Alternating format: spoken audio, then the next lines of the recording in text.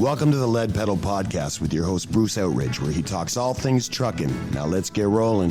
Hey, how's everybody doing today? Welcome to another edition of the Lead Pedal Podcast. Today we're going to be talking part 3, some of the driving models that could actually hurt your career. This is part 3 of our Finding the Right Carrier episode series that we're doing for this week. We've been talking about how to find the right carrier. We've been talking about what to look for in bad carriers and chameleon carriers.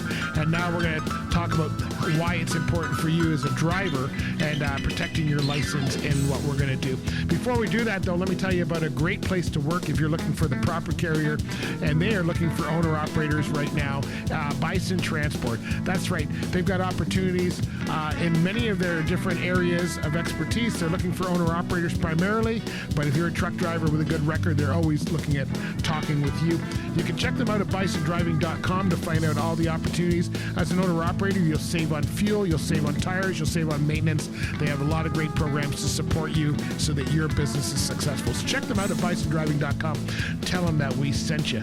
All right, so today we're going to be talking about some of the things that happen as a new carrier, as a new driver in the industry. Be sure to share the podcast on your favorite social media channels. All right, so let's talk about some of the things we're going to talk about. Pay structures, just make it work dispatching, forced logbook manipulation, getting blamed as a driver. This is a big thing, and how to walk away safely. Some really important models here because you really want to make sure. So let's just talk about pay structures and that encourages violations. What is a pay structure that would encourage violations?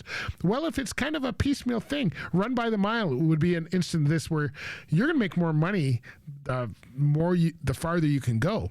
And so run by the mile is a way that companies used to do it. A lot of them are changing. Some still have that out there, and there's nothing wrong with that model as long as they're following the rules. You should know by that model how many you can do. Now, where is that successful? Where can if you're running by the mile, how do you make money by not breaking the rules? It's not up to you. Well, it is up to you as far as trip planning, but let me tell you, if you're working for a carrier, I used to work for a carrier, they were known as a money-making carrier. The thing that they had you do was they had their stuff set up. They minimized delays. This is where you make money running by the mile. If you minimize the delays, they didn't have us sitting at docks for hours and hours. Yes, sometimes it does because that's the nature of the business. But for the most part, they kept you moving. They had good contracts. You unloaded. You already had your backhaul. You knew where to go. You kept moving so that you were running by the mile and you were getting it done. And if you're trip planning properly, then you were making money there. So, but some companies, they don't do that. They make you wait 8 hours and then they expect you still to get the load delivered on time. That's a bad pay structure. That's a bad a company that is not supporting and encouraging violations. So if you're at the right carrier, there's nothing wrong with paying by the mile as long as you're at the right carrier. And of course, you need to go back to episode 1 to check that out. Just make it work dispatching. If dispatch does not support you, I think I've worked for a number of companies over the years, and I can tell you that the dispatchers that were good and supported you already had your back before you. They were not asking you to just get it done. They were helping you and supporting you. They were having loads ready. They were talking with the customer, helping you along, minimizing delays. Like I said, it's all about working for the good carrier. If they're asking you to cheat on your logbook, folks, there's, in the old days, you used to hear a lot of people cheat on it. People didn't cheat on their logbook. Well, they did cheat on their logbook sometimes, but for the most part, it was about being efficient. And now in today's world of electronic logging devices, it's about being efficient. Are you efficient with your logs? Are you planning your trips, trying to roll when traffic's the lightest? Are you planning for border delays so that you can that's a great place to sleep so that you're not wasting hours? Think about where you're going. Think about what you're picking up. Think about when you have to deliver. Plan out your week ahead of time. If you start out late on Sunday, I can tell you you're going to be running late all week. So having a plan and understanding what's going on. If you're getting blamed as a driver because the company did not do something properly, they did not set up, they did not communicate, whatever it is, it's time to change companies because that's not going to get any better. And that's hurting you, not helping you. And how do you walk away? Well, first of all, you walk away by start looking somewhere else. Have a plan in place. Don't go on social media and start defacing the company, any of that kind of stuff, because other companies will see that.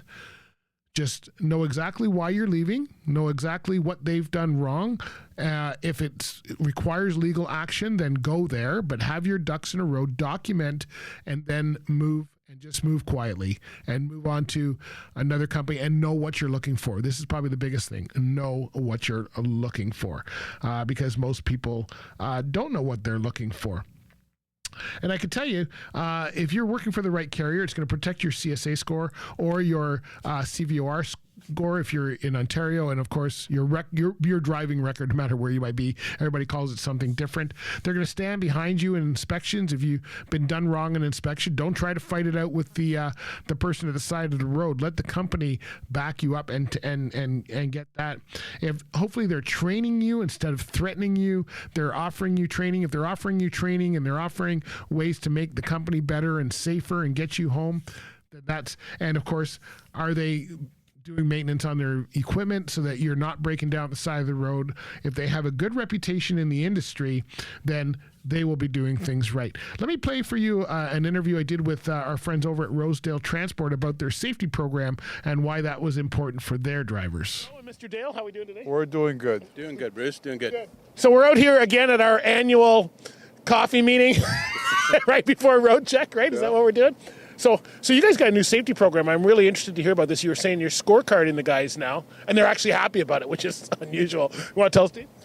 Yeah. So we implemented about a year and a half ago a safety program. It is scorecard based, so we're measuring harsh events, we're measuring speeding, a big spectrum of things, and it's going on to a report card.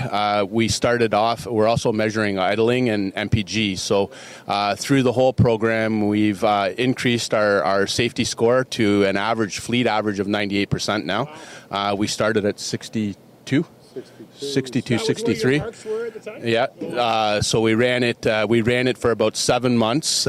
Basically got some data, and we were benchmarking at 62, and we've increased it over a year and a half to 98, and we've got buy-in of the whole fleet. It's an exciting program. It's gamified. They always know where they are. There's a lot of communication back now. How do we improve it? How do we get better? And we've decreased our idle time as well, so we're running at a fleet average, line haul included, over the road, 13% fleet idle time now. So how did you get the buy-in? This is the part I want to know. Reinforcement, and a big part of it, Joe, you can speak to that. Go ahead. Say something, Joe. You know, I'm going to say you never give up with stuff like this. In the beginning, it was like a lot of negativity, I think. And then as things went on, guys were seeing the improvement of their scores, and they actually started complaining about why they lost the point.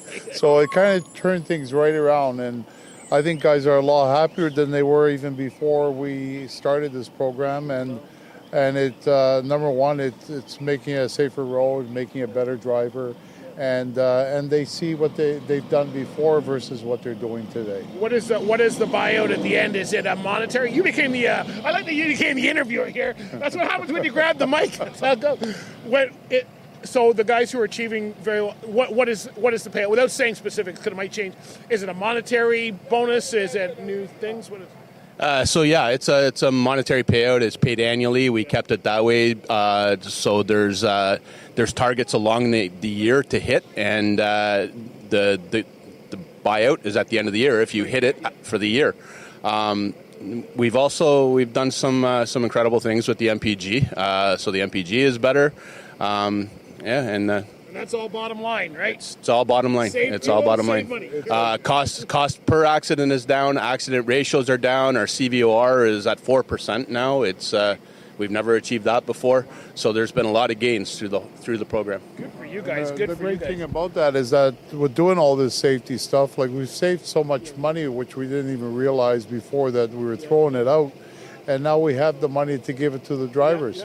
But now the drivers aren't really looking at the money, they're looking at their score.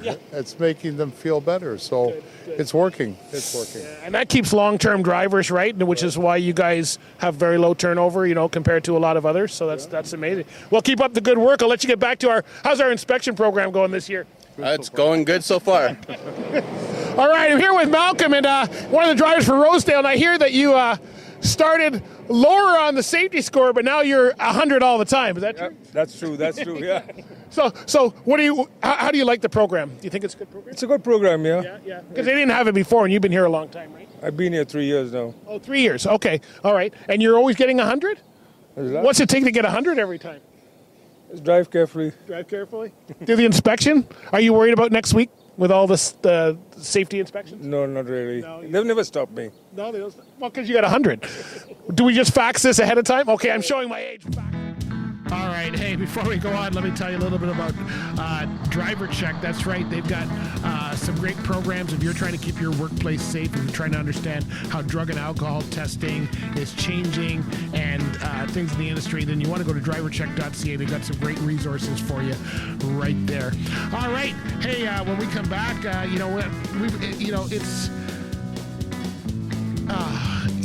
it's all at the end of the day, it's your license, right? I mean, that's what we're really talking about is your license. It doesn't, people don't seem to understand your license. You get on with a company and the company does not own your license. You do. And if you have a bad license, if you have a bad record with the first company you're with, it is very hard to change that over time. It takes years to get to where it can go back to zero, hopefully, and get on with a good company. So your career's worth more than a lot of fast money and empty promises. And I tell you, you get a lot of that in the industry. So you really have to watch that. All right, let me tell you a little bit about Chrome Supply Warehouse. They are also guys that if you're looking for the best truck parts around, this place is awesome. They have unique parts for you. If you've got one of those show trucks, they can make custom parts. Or if you just want to make your fleet look top-notch and attract the right driver, then Chrome Supply Warehouse is where you need to go. Go to ChromeSupplyWarehouse.com. You know that you're going to love them. And remember, protect your license. In the future, we'll have lots of episodes to help you along with that. But thanks for listening to this. Go back and listen to all 3 parts of the episode. Let us know how you're enjoying these 3-part topics that we're doing on a week. We changed that for 2026. Would really like to know what you think about it. All right, my friends, we'll talk to you later. Be good out there.